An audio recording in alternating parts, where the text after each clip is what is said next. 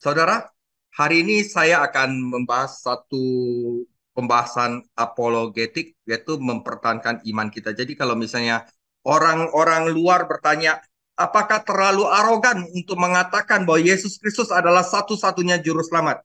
Nah, kita buktikan di sini dan Anda bisa menjawab mereka.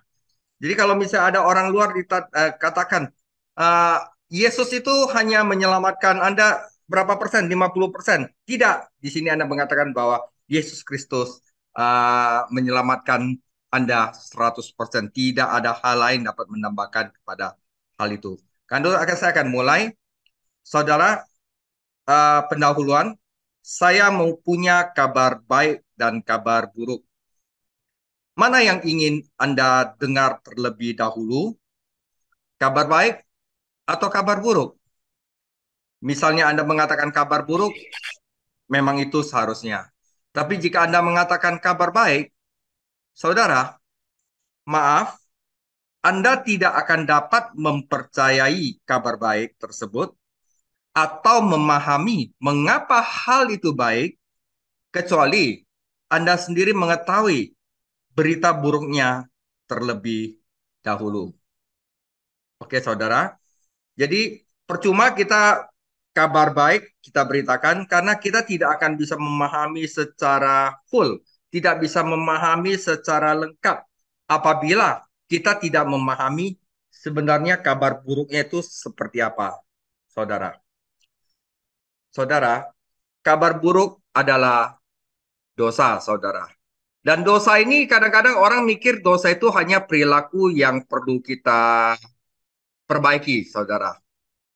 Nah, saudara, tetapi orang Kristen, Alkitab mengatakan dosa itu 100% bencana, saudara. Bagian dari pesan Kristen yang mungkin menyinggung banyak orang daripada yang lain berkata tentang dosa, saudara. Saudara, agama lain mungkin berbicara tentang dosa itu ya sebagai masalah perilaku yang kalau kita pergi ke ruang ibadah itu yang bisa kita perbaiki, yang perlu kita perbaiki. Atau sesuatu kurangnya pengetahuan sehingga kita perlu mengoreksi melalui pendidikan atau pelatihan agama. Atau saudara, sebagai pelanggaran yang kita perlu tebus dengan melakukan beberapa ritual atau berusaha dengan lebih keras. Oh, kita berdoa, udah kita sucikan, ayo kamu keliling-keliling altar ini, habis itu you suci. Mungkin begitu kalau orang-orang agama lain. Tetapi itu bukanlah yang apa orang Kristen pandangi terhadap dosa. Apa yang Alkitab tulis tentang dosa. Nah, oleh sebab itu di sini kita akan belajar tentang dosa itu seperti apa, saudara. Dan dengan kita belajar dosa seperti apa, kita akan lebih menghargai karya penyelamatannya dari Tuhan Yesus. Saudara, dosa adalah 100% bencana. Sesuatu yang tidak bisa kita lakukan dengan kekuatan sendiri. Tetapi Alkitab berbicara tentang dosa sebagai 100% bencana adalah sebagai hutang yang sangat besar sehingga kita tidak mungkin membayarnya. Hutang, saudara. Kalau misalnya kita hutang 1 juta atau 2 juta kepada saya, mungkin gampang sekali bayarnya. Tetapi dosa ini adalah hutang yang sangat besar sehingga kita tidak mungkin membayarnya. Kedua, dosa adalah jarak antara kita dengan Tuhan yang begitu jauh seperti ngarai atau jurang besar sehingga kita tidak mungkin bisa melewatinya. Saudara, yang terakhir, dosa adalah kematian yang begitu final sehingga kita tidak memiliki kehidupan spiritual sama sekali. Itu adalah gambaran dosa sebagai 100% bencana dan yang merupakan kabar buruk bagi manusia. Nah, saya akan satu-satu, saudara. Dosa adalah 100% bencana, hutang, jarak, dan kematian. Hutang. Alkitab sering berbicara dosa sebagai hutang. Manusia sering menganggap hutang yang tidak terlalu besar. Ya, gue bisa lakukan lah. Gue berbuat baik juga ketutup itu. Ya, gue kasih orang yatim piatu juga beres itu. Nanti Tuhan pasti seneng sama saya. Atau bahkan jika ya, mereka dapat menembusnya untuk itu. Tetapi saudara, di dalam Alkitab Tuhan Yesus menghancurkan anggapan apapun yang mungkin kita miliki bahwa dosa kita kecil atau yang entah bagaimana bisa kita lakukan untuk menutupi hutang itu. Oke, saudara, kita baca satu firman Tuhan. Matius 18 ayat 23 sampai 27. Sebab hal kerajaan surga seumpama seorang raja yang hendak mengadakan perhitungan dengan hamba-hambanya. Setelah ia mulai mengadakan perhitungan itu, dihadapkanlah kepadanya seorang yang berhutang 10.000 talenta. Tetapi karena orang itu tidak mampu melunaskan hutangnya, raja itu memerintahkan supaya ia dijual beserta anak istrinya dan segala miliknya untuk pembayar hutangnya. Maka sujudlah hamba itu menyembah dia, katanya, sabarlah dahulu, segala hutangku akan kulunaskan. Oke, lalu tergeraklah hati raja itu oleh belas kasihan akan hamba itu, sehingga bukan kasih waktu saudara, sehingga ia membebaskan dan menghapuskan hutangnya. Saudara, di sini yang menarik adalah 10.000 talenta. Berapa itu 10.000 talenta? Saudara, berapa itu 10.000 talenta? Saudara, satu talenta sama dengan 10.000 dinar. Satu dinar adalah upah orang bekerja sehari di zamannya Yesus. Jadi kalau orang itu kerja sehari itu dikasih upah satu dinar. Oleh karena itu, 10 talenta itu sama dengan 100 juta hari upah.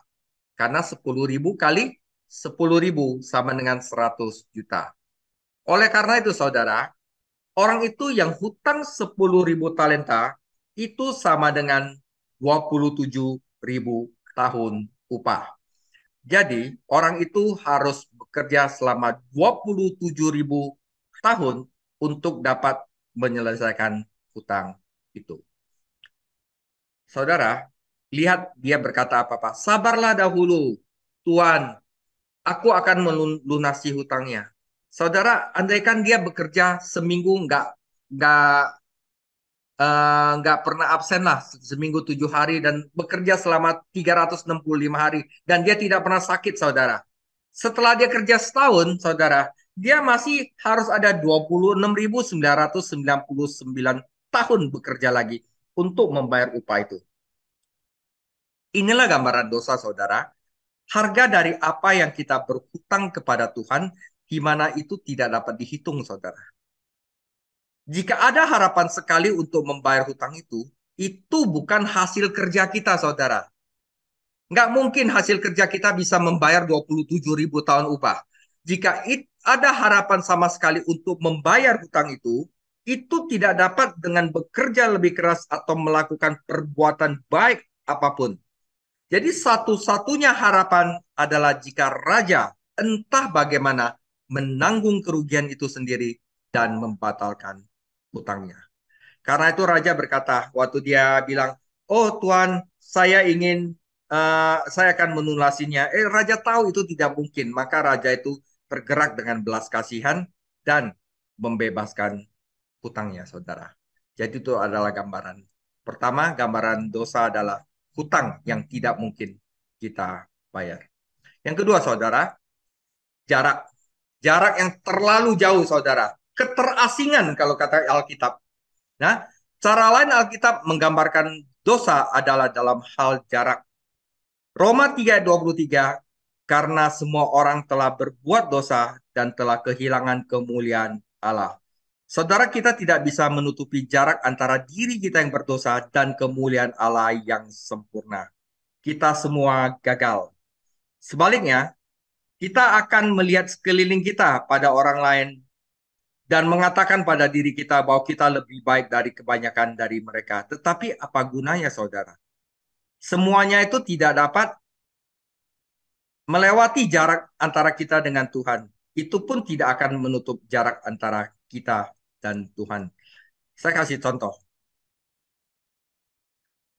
Ini adalah ngarai, saudara. Jadi anggap jarak antara kita sama Tuhan dari batu ini ke ujung ngarai ini. Anggaplah ini berapa kilometer lah saudara ya. Ya, oke. Terus tiba-tiba ada Cieni. Dia berusaha untuk mencapai Tuhan. Dia mau lompat dari sini ke sini. Dia lompat, cuma 2 meter. Jatuh saudara. Oke lah, ada seorang raksasa. Misalnya Pak Hari. Pak Hari bule. Dia kakinya lebih besar. Dia lompat. Dari sini lompat ke sini. Paling 4 meter. Ya, ada seorang atlet mau coba untuk melewati ngarai itu. Oh, ada bantuan angin. Di sini ada bantuan angin, dia coba lompat set yang maksimum 12 meter. Jadi mau kita orang lemah, mau lebih kuat, mau atlet lompat pun tetap aja jatuh ke dalam jurang saudara. Itu artinya apa?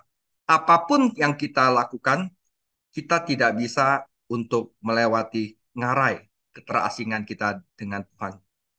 Saudara, kita tidak perlu melompat, saudara. Yang kita butuhkan adalah jembatan, saudara. Nah, yang penting adalah bukanlah bagaimana kita membandingkan diri sendiri kita dengan orang lain.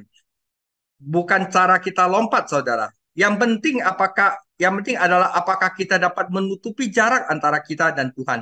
Dan kita tidak bisa, saudara. Kita dapat mencoba dengan sekuat tenaga melompat, tetapi walaupun semua yang kita miliki dikerahkan, kita akan mendarat di jurang neraka. Semua telah berdosa dan jauh dari kemuliaan Allah. Ketika Anda ingin menyeberangi ngarai selebar 1.000 kaki, saudara, Anda tidak bisa melakukannya dengan perlu meningkatkan lompatan Anda. Anda membutuhkan jembatan, saudara. Itu adalah tentang jarak. Yang ketiga adalah mengenai kematian. Cara ketiga yang Alkitab gambarkan tentang kondisi kita adalah kematian. Efesus 2 ayat 1. Kamu dahulu sudah mati karena pelanggaran-pelanggaran dan dosa-dosamu. Kejadian 2 ayat 16. Lalu Tuhan Allah memberi perintah ini kepada manusia. Semua pohon dalam taman ini boleh kau makan buahnya dengan bebas. Tetapi pohon pengetahuan tentang yang baik dan yang jahat itu, janganlah kau makan buahnya, sebab pada hari engkau memakannya, pastilah engkau mati. Saudara, maaf saya menyinggung saudara tentang hal ini. Saudara, Anda harus tahu bahwa sebelum Anda dibangkitkan oleh Yesus Kristus, sehingga Anda bisa percaya kepadanya, Anda adalah orang mati. Orang mati itu tidak bisa respon terhadap apa-apa. Orang sakit masih bisa respon, tetapi orang mati tidak bisa respon. Jadi bagaimana orang mati bisa melakukan sesuatu untuk menjadi lebih baik? Dia sudah mati, saudara. Bagaimana orang mati bisa melakukan apapun selain membusuk dan hancur? Orang-orang yang di dalam dosa itu sudah mati. Anda mungkin memprotes bahwa banyak orang yang tanpa Kristus di luar sana masih memiliki banyak kebaikan di dalam diri Anda. Wah, itu orang Buddha. Wah, itu saleh banget. Mereka itu bisa cien-cien gitu apa namanya. Dan Anda mungkin bertanya, bagaimana orang dapat mengatakan bahwa orang-orang seperti itu di dalam kacamata Kristus adalah mati secara rohani, saudara? Nah, mereka itu tidak bisa respon terhadap Injil, saudara. Itu namanya mati rohani. Orang mati gak butuh pemulihan, saudara. Mereka membutuhkan kebangkitan, saudara. Hutang, jarak, dan kematian itu 3 gambar dosa yang mengerikan, sangat menyinggung manusia banget. Dan tidak ada dari kita yang suka mendengarnya. Tapi itulah kebenaran. Kebenaran adalah kebenaran. Anda suka nggak suka dengar hal ini, itu datang langsung dari Alkitab. Langsung dari mulut Tuhan sendiri. Saudara, di dalam kekristenan tidak ada pandangan lain tentang kehidupan. Tidak ada agama lain yang dapat mengambil pandangan suram tentang potensi dan kehancuran manusia karena dosa. Karena itu, dalam hal dosa, kekristenan adalah yang paling pesimis dari semua agama. Karena apa? Tidak ada dari manusia yang bisa menebusnya, saudara, mengatasinya. Tapi jangan khawatir, ada kabar baik, saudara. Kabar baik. Namun kekristenan juga merupakan yang paling optimis dari semua agama, saudara.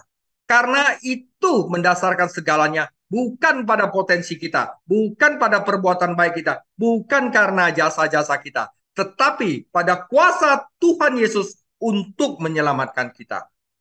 Dan itu membawa kita ke kabar baik. Dosa adalah bencana 100%. Tetapi Tuhan Yesus adalah juru selamat 100%. Bukan 20%, saudara. Bukan 50%, bukan 99%. Dia adalah juru selamat 100%. Ibrani 7 ayat 25. Karena itu ia sanggup untuk menyelamatkan dengan sempurna semua orang yang oleh dia datang kepada Allah, saudara. Titus 3 ayat 3 sampai 7. Karena dahulu kita juga hidup dalam kejahilan, tidak taat, sesat, menjadi hamba berbagai-bagai nafsu dan keinginan, hidup dalam kejahatan dan kedengkian, kekejian dan saling membenci. Tetapi ketika nyata kemurahan Allah, juru selamat kita dan kasihnya kepada manusia, pada waktu dia telah menyelamatkan kita, bukan karena perbuatan baik yang telah kita lakukan. Ingat ya saudara, bukan karena perbuatan baik yang telah kita lakukan, tetapi karena rahmatnya oleh permandian kelahiran kembali dan oleh pembaharuan yang dikerjakan oleh Roh Kudus yang sudah dilimpahkan kepada kita oleh Yesus Kristus Juru Selamat kita, supaya kita sebagai orang yang dibenarkan oleh kasih karunia-Nya berhak menerima hidup yang kekal sesuai dengan pengharapan kita, saudara. Saudara, pikirkan kembali gambaran Alkitab tentang dosa. Hutang yang tidak dapat kita bayar, jarak yang tidak dapat kita lewati, dan kematian yang begitu final. Kabar buruk dari Alkitab bahwa kita tidak dapat melakukan apapun untuk menyelesaikan masalah dosa kita. Tetapi kabar baiknya adalah, saudara, kita tidak perlu melakukannya. Tuhan Yesus melakukan semuanya 100%, saudara. Untuk mengatasi dosa, yaitu jarak, hutang, dan kematian, Yesus memberikan 3 penyelamatan.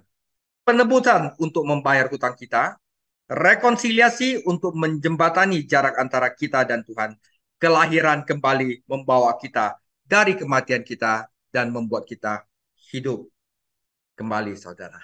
Tuhan Yesus yang melakukan semuanya 100%. Jadi kita tidak berkontribusi apa-apa untuk keselamatan kita kecuali dosa yang ada di dalam kita. Sehingga Tuhan Yesus harus melakukan karya penyelamatan. Jadi Tuhan Yesus adalah 100% juru selamat. Masalah hutang kita, dia lakukan dengan penebusan. Jarak yang terlalu jauh, dia lakukan dengan rekonsiliasi. Dan kematian begitu pasti, dia lakukan dengan kelahiran baru. Saudara, saya akan bahas satu-satu. Untuk mengatasi hutang kita, Tuhan Yesus menyediakan penebusan, pembayaran lunas, saudara. Bahkan sebelum Tuhan Yesus datang, Allah menunjukkan dalam perjanjian lama bahwa manusia tidak bisa membayar harga untuk menutupi dosa-dosanya dan membeli kehidupan kekal. Dan jika kita percaya sama diri kita sendiri, percaya kepada perbuatan kita sendiri, maka situasi kita itu tidak ada harapan. Mazmur 130 ayat 3 sampai 4. Jika engkau ya Tuhan mengingat-ingat kesalahan-kesalahan Tuhan, siapakah yang dapat tahan? Tetapi padamu ada pengampunan supaya engkau ditakuti orang, saudara. Penebusan penuh, pembayaran 100%, telah dibayar lunas. Pembayarannya tidak kurang adalah darah anak tunggal Allah, yaitu Tuhan Yesus. Tuhan Yesus dipaku di kayu salib dan mencurahkan darahnya untuk menebus kita, untuk membayar dosa-dosa kita, saudara. 1 Petrus 1 ayat 18, sebab kamu tahu bahwa kamu telah ditebus dari cara hidupmu yang sia-sia yang kamu warisi dari nenek moyangmu. Itu bukan dengan barang yang fana, saudara. Bukan pula dengan perak dan emas, melainkan dengan darah yang mahal, yaitu darah Kristus yang sama seperti darah anak domba yang tak bernoda dan yang tak bercacat. Saudara, 100% adalah darah anak domba. Tidak ada satupun adalah perbuatan kita yang harus kita tahu. Sebelumnya, kita telah melihat bahwa kabar buruk bahwa hutang dan hukuman dosa kita sangat besar sehingga kita tidak bisa akan pernah membayarnya. Tetapi sekarang kita melihat kabar baik bahwa harga yang Tuhan Yesus bayar sangat tinggi sehingga saudara, tidak ada hutang yang tidak dapat ia bayar. Tidak ada dosa yang tidak dapat ia bayar. Tepat sebelum Yesus mati dia berteriak, sudah selesai. Saudara, dalam bahasa aslinya adalah artinya dibayar lunas. Artinya apa? Tidak ada lagi yang harus dibayar, saudara. Sudah final, sudah 100% dibayar, sudah selesai. Artinya semuanya sudah dibayar. Jadi bodoh kita kalau kita tidak bergantung pada Tuhan Yesus, tapi bergantung pada perbuatan kita sendiri. Dan Yesus teriak, sudah selesai. Telah dibayar lunas. Nah, saudara, bukankah bodoh untuk bergantung pada upaya Anda sendiri untuk membayar dosa-dosa Anda? Upaya Anda sendiri selalu dinodai dosa, saudara. Mereka hanya menambah hutang kita. Saudara, seperti orang itu, Anda harus tahu rekening Anda sendiri semuanya hutang, saudara. Tidak ada deposito, tidak ada simpanan. Rekening Anda semuanya hutang. Bagaimana hutang dapat membayar hutang? Tetapi Yesus Kristus memberikan pelunasan 100%. Anda tidak bisa menambahkan apapun kepada pembayaran yang sudah dia berikan. Yang dapat Anda lakukan adalah saudara menerimanya, saudara. Dan bersuka cita. Karena 100% juru selamat telah menebus Anda dari hutang Anda. Saudara, dibutuhkan kerendahan hati untuk menerima kebaikan saudara. Dibutuhkan kerendahan hati untuk menerima 100% bahwa kita itu 100% juru selamat yang menebus saudara. Nah, itu untuk penebusan. Kedua, rekonsiliasi. Hal kedua yang Yesus lakukan adalah ini. Ia berurusan dengan jarak antara kita dan Allah dan mendamaikan kita dengan Dia. Jurang dosa yang memisahkan kita dan Tuhan itu begitu lebar sehingga kita tidak bisa melompat untuk bisa melewatinya. Efesus 2:13, tetapi sekarang di dalam Kristus Yesus, kamu yang dulu jauh sudah menjadi dekat oleh apa? Oleh darah Kristus. Tuhan Yesus menjembatani ngarai keterasingan dari Allah dan menghilangkan jarak yang dibawa oleh dosa. Dia memulihkan hubungan dan membawa kita dekat dengan Tuhan dan mendamaikan kita dengannya. Kolose 1 ayat 21, juga kamu yang dahulu hidup jauh dari Allah dan yang memusuhinya dalam hati dan pikiran seperti yang nyata dari perbuatanmu yang jahat, sekarang diperdamaikannya di dalam tubuh jasmani Kristus oleh kematiannya. Saudara, Anda tidak bisa mengandalkan kemampuan melompat Anda sendiri untuk membawa Anda melintasi ngarai yang sangat besar. Jadi jangan mengandalkan upaya Anda sendiri untuk membawa Anda kembali kepada Tuhan. Andalkan hanya 100% juru selamat. Dia adalah jembatan Anda. Hubungan Anda dengan Tuhan, saudara. Nah, saudara, dan izinkan di sini lagi saya akan menekankan sekali lagi bahwa Tuhan Yesus adalah 100% dari jembatan Anda. Anda tidak bisa bikin jembatan dari perbuatan baik Anda. Jika Anda bikin jembatan Anda itu dari perbuatan Anda, maka akan jatuh di tempat yang terendah dari jembatan itu. Dia bukan 50% juru selamat dan kamu 50%. Dia bahkan bukan 90% dan Anda 1%. Tidak, hubungan Anda dengan Tuhan Yesus harus 100% Tuhan Yesus. Anda tidak dapat menambahkan apapun pada apa yang Tuhan Yesus telah sediakan. Saudara, sebuah jembatan hanya sekuat bagian terlemahnya. Jika bagian terkecil dari hubungan Anda dengan Tuhan Yesus bergantung pada pencapaian Anda sendiri, maka Anda akan jatuh di dalam jembatan Anda. Karena itu bagian terlemahnya. Anda berada dalam masalah. Tuhan Yesus bukanlah setengah juru selamat. Dia adalah 100% juru selamat, saudara. Jadi saudara, andalkan Tuhan Yesus karena dia adalah jembatan yang rantai-rantainya ditempa di dalam surga, ditempa oleh Allah sendiri. Kelahiran kembali, saudara. Kematian rohani, solusi Tuhan untuk kematian rohani adalah kelahiran kembali, bukan pemulihan moral, saudara. Bukan bukan pemulihan lah. Nggak bisa diajar untuk lebih menjadi lebih baik. Harus dilahirkan kembali. Jadi dilahirkan kembali itu bukanlah sesuatu yang Anda lakukan, itu adalah sesuatu yang terjadi pada diri Anda. Anda tidak memutuskan saya akan dilahirkan. Hidup bukanlah sesuatu yang Anda berikan kepada diri Anda. Itu adalah sesuatu yang diberikan kepada Anda. Nah, itu berlaku juga untuk kehidupan fisik dan juga benar untuk kehidupan spiritual. Dan itu benar untuk kelahiran dan itu benar untuk kelahiran kembali, kelahiran rohani. Anda tidak bisa melakukan apapun untuk membuat Anda hidup. Itu harus kuasa dari Roh Kudus, Saudara.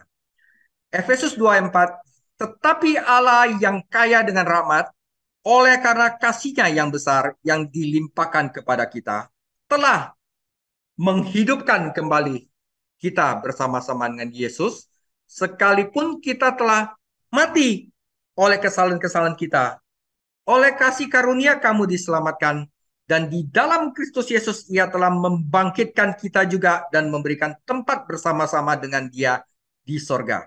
Supaya pada masa yang akan datang, Ia menunjukkan kepada kita kekayaan kasih karunia-Nya yang melimpah-limpah sesuai dengan kebaikannya terhadap kita dalam Kristus Yesus.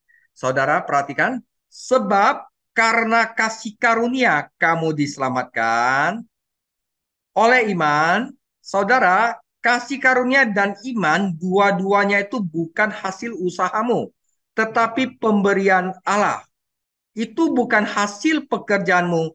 Jangan ada orang yang memegahkan diri, saudara. Kita itu terlalu mati untuk bisa mengerti hal rohani. Karena itu perlu pekerjaan dari Roh Kudus untuk membangkitkan agar kita bisa percaya kepada Yesus Kristus. Allah membuat Anda hidup melalui kuasa kebangkitan Yesus yang memberi hidup. Dia membangkitkan hatimu yang mati untuk hidup melalui Roh Kudus yang sama yang membangkitkan Yesus dari kematian.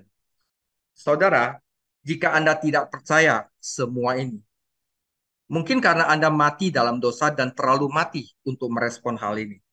Tetapi jika Anda mendapati diri Anda mempercayai pesan Injil yang telah Anda dengar, jika Anda mendapati diri Anda mengakui keputusasaan Anda dalam dosa dan memandang Tuhan Yesus untuk keselamatan Anda, itu bukan karena Anda berhasil meningkatkan iman Anda.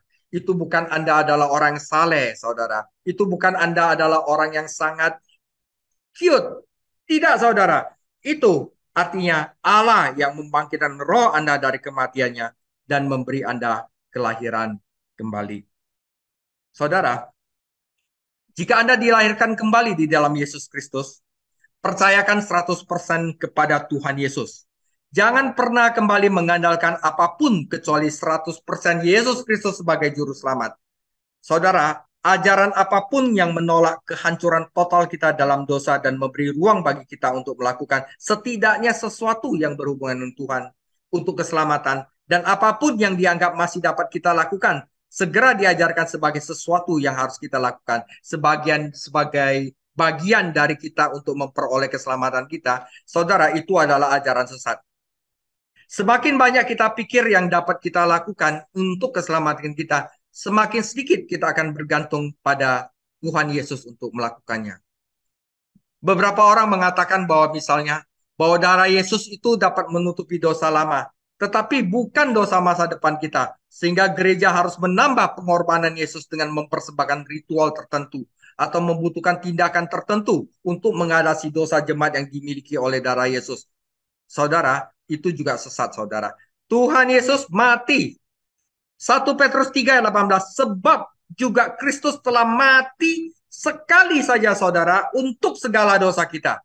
Ia yang benar untuk orang-orang tidak benar, supaya ia membawa kepada kita Allah. Ia yang telah dibunuh dalam keadaannya sebagai manusia, tetapi yang telah dibangkitkan menurut roh, saudara. Saudara, kita sampai kepada kesimpulan. Saudara, Roh Kudus selalu memperbaharui dan menghidupi kembali gerejanya. Sehingga gereja harus memberitakan kabar buruk, yaitu dosa dengan segala kengeriannya, dan juga kabar baik dengan segala kemuliaannya. Ketika Roh Kudus menerapkan 100% kebenaran Injil itu ke dalam 100% pendosa seperti Anda dan saya, kita akan menerima 100% pengampunan dan kehidupan kekal melalui 100% iman kepada 100% juru selamat, yaitu Tuhan Yesus Kristus. Saudara, demikian firman saya. Tuhan Yesus memberkati.